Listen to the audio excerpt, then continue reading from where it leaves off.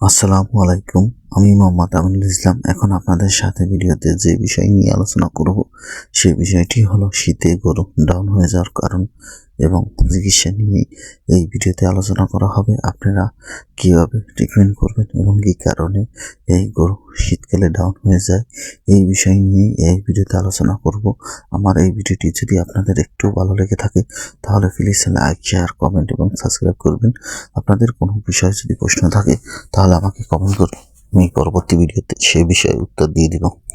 ভিডিওতে যে গরুটি দেখতে পাচ্ছেন এই গরুটি সাধারণত শীত এখনকাল এই সময় এই গরুটি ডাউন হয়ে পড়ে গেছে, কিন্তু এখন গরু উঠাতে পারছে না।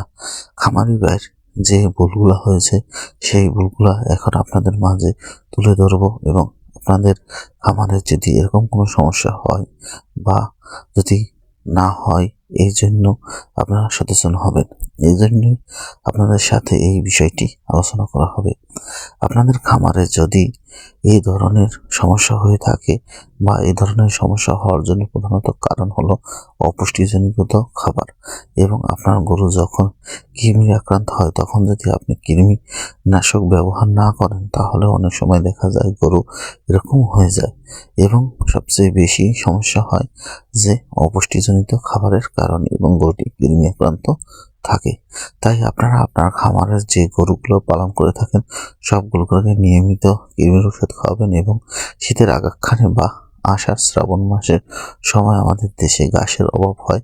এই সময় একটু দানাদার খাদ্য বাড়িয়ে দেবেন এবং সাথে ভিটামিন এবং মাল্টিভিটামিন দেবেন, তাহলেই আপনার গরুগুলো এরকম পড়বে না।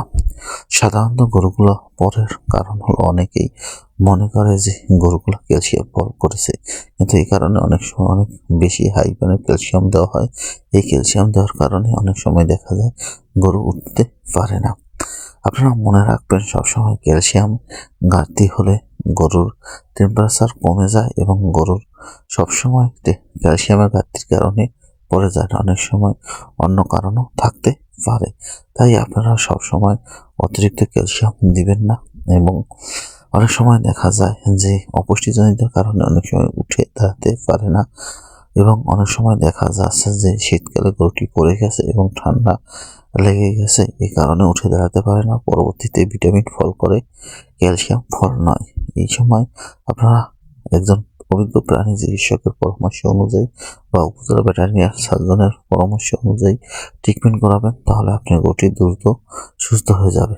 যারা না বুঝে বা না কোনো প্রকার লক্ষণ না দেখে এবং সঠিক না বুঝে আপনারা কখনোই ক্যালসিয়াম দিবেন না। ক্যালসিয়াম বেশি দিলে অনেক সময় আবার গরু উঠেও পড়ে যায় এবং সে সময়ের পর আর গরু সঠিকভাবে দাঁড়ায় না। আমার ভিডিওটি ভালো লাগলে প্লিজ লাইক, শেয়ার, কমেন্ট এবং সাবস্ক্রাইব।